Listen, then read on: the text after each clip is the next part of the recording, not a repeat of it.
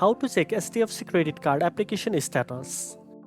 First of all, visit the official HDFC Bank credit card tracking page. Click on the link provided in the description to go to the tracking portal. Once there, enter your registered mobile number and your application reference number or your date of birth. After entering these details, complete the captcha verification or click on the Get OTP button.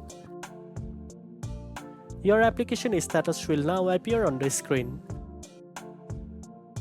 It will show whether your application is under process or approved. Sometimes it may take a little time for the status to update fully. And that's it. Now you know how to check HDFC credit card application status. If you found this video helpful, don't forget to like, share, and subscribe for more banking tips. Thanks for watching, and I'll see you in the next one.